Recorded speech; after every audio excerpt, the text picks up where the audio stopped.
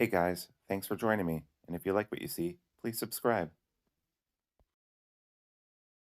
Hello, peoples. I have with me today what I think might be an incredible unboxing. I recently posted a video talking about the differences between a Genesis Saber Grind LT Wright and a Bravo 1 in Magna Cut from Bark River Knives. And in that, I kind of proved my ignorance. And a lot of people pointed out a lot of the stuff I didn't know, which kind of sent me on a rabbit hole to learn more about LT Wright. And I have learned more, and I've actually joined their club, which you can join too, called the Pout House, Pout House. And they run something called the Red Wall, which you can get like a semi-custom knife built on one of their models. And I went ahead and signed up for a couple of things that they had on there. Recently, I got the Daily Carry, which was an exclusive from DLT. So, this knife is pretty darn awesome, although I just took it camping, so it's a little dirty, but that's excusable, I think, in today's age and world. This is a really cool knife, and I got a custom sheath belted for it. So here are two customs or semi-customs that I got on the Red Wall from the Pout House. They arrived at the same time. Took about 3 weeks. Maybe it was 4, something like that. Okay, so I'm going to open one of these up. I haven't looked at them before. This is a Red Wall Bushbaby in high carbon 1075 high steel. Oh, that's cool. So I got a chip. 10th anniversary. Thank you for your support. That's really cool. Thank you for this. This is awesome. So let's take a look. I have never seen either one of these knives before. Nice little sheath. I really like their dangly sidearm or little sheaves. I really appreciate them. I think they're pretty high quality. This is a small knife, which I am fine with a small fixed blade. And this is double red canvas. Oh, and they've etched it beforehand. So this knife is etched beforehand, and look at that. That is really, really nicely done. The etching process helps keep the high carbon from rusting. It gives it a little layer of protection. And I love the look of this double red micarta. This is very nice. I'm going to take a little bit of mineral oil here and just rub it on this micarta to get the color out a little bit more. And this is food safe mineral oil. And yeah, this will help just bring out the color in your micarta. This is a natural micarta. It's not shiny. I was given several choices about what colors I wanted, and this is what I went with. It is really cool that they etch this for you, or am I using the right term? I might not be using the right term. That they stain this blade for you, because 1075 will rust, but this will definitely help protect it, and it gives it just some interesting character. You can see the LT Wright house right there. This is a four fingers will fit on this knife.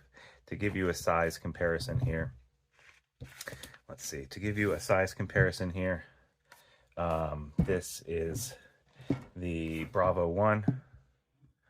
So substantially smaller than the Bravo 1, right? I like this cutout here for the ergos for your finger. That's very nice. And this is the Genesis, and this is dirty too, because I used it to build a lot of fires this past weekend. This knife is phenomenal for building fires. Just incredible. Very, very nice. I love this double red canvas. This is very nice. Yeah, this is really, really cool. So I think this is awesome. I really, really appreciate this. This just is a unique knife, and it just looks so, so sweet. Wow, I'm really impressed with that. And then let's go ahead and take a look. And that again was the Bushbaby HC in the high saber grind. So you've got a grind that comes way up here, right? High saber, and this feels exceedingly sharp. 1075 is a lower end steel. It's cheap. This knife was fairly cheap for a fixed blade that's a semi-custom. It was like under $100. So yeah, just a really, really good screaming deal, and it just looks so nice. Sharp spine here will throw, I bet, a massive cloud of sparks from a knife steel. We'll go ahead and check that out real fast. Hopefully I don't set anything on fire. Yeah, just automatic, right? Very, very cool. I'm highly impressed. That is awesome. And then let's look at this other red wall semi-custom. That's what I'm going to call it. This is a Frontier Trapper A2 steel. I like myself some A2. I think it's a good steel for this kind of application. Okay. Nice pouch. Frontier Trapper. I, again, haven't seen either one of these knives from LT Wright. I'm trying to learn more about them because they have a really cool following. And again, so I got the mountain, what do you call it? Sculpting on this. So instead of just a round, they basically come in here and they make this sculpted. And it is very, very cool. And I got the double red canvas again. And again, I will put a little bit of mineral oil on here. Now, they did not etch this steel because it's A2 and it's a little bit more rust resistant. So there's no need to do that. And doesn't that look nice? That excess mineral oil will just soak in there and help protect everything. And this, I forgot, I have the, I think it's G10 liners on this too. And I got green, OG green red liners, which I thought would go well. Isn't that cool? Very nice. All right, let's take a look at this blade. Oof, that is a classic drop point type blade. And I really, really like it. That is so sweet. So this is not a full 4-finger grip, at least not for my massive hands, but still really nice. That is really, really cool. Sharp, sharp spine again. The etching does, I feel like, dull down the spine a little bit. It's still 90 degrees. This, though, is like really sharp spine. And there you see the LT, the house, right, on there for LT Wright. And it's marked with their blade steel, which is an A for A2. Very cool. Very cool. Look at those two little knives. That is great. So I've been wanting to up my game in the small fixed blade. And I think I have definitely done that between these three. I've also got a Mako, which is a great, another little fixed carry. Very, very cool. So I've fallen down this rabbit hole trying to educate myself. So also all of you people who said to me, hey, you don't know what you're talking about. Thank you, because you made me do some research and I've learned a lot more.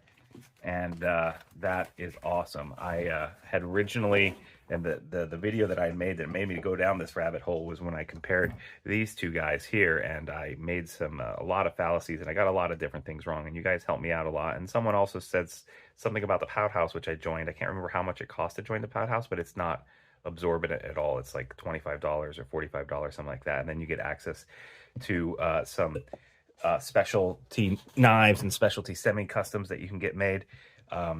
So I actually pulled this video because I'm going to remake it now that I've learned more. I was just getting way too much negative comments on it. And even though I thought it was educational and interesting for people to learn about my journey in knife making or knife reviewing, it got to the point where I just had to pull it. Too many negative Nancys out there. So yeah, this is really cool. I really like this shape to this knife, this jack. This is very sharp, very, very sharp. And the A2 will stay sharp for a very nice long time. This is just a sweet little blade, and I like the mountain contouring on here. And I like the linings. I almost wish now that I'd gone ahead and gotten linings for this guy too.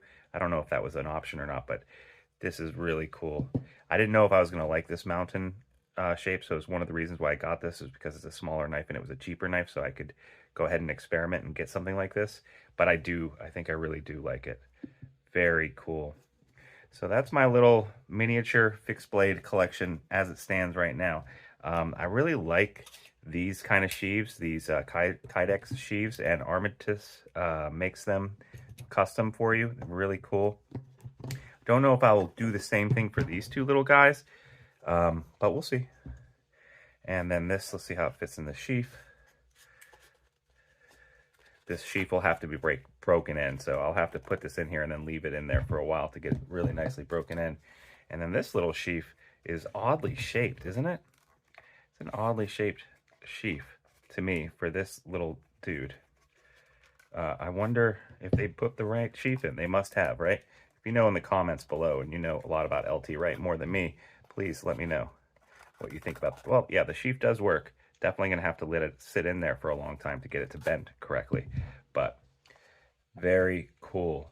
So, yeah, some very special little custom knives. Both of these knives with the sheaths cost me less than $200, which I think is a phenomenal deal. And they're semi-custom. These knives are somewhat hard to find. I think DLT currently has Bushbabies up.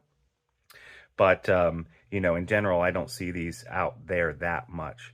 So this is very cool. And I love this finish. Yeah. All right. Thanks so much for joining me today, guys. I really appreciate it. And if you liked what you saw, please like and subscribe. And if you want to support the channel, please follow the link down below to become a Patreon member where you get exclusive giveaways. Thanks so much, and I'll see you guys next time on Sharp Ends. Bye-bye now.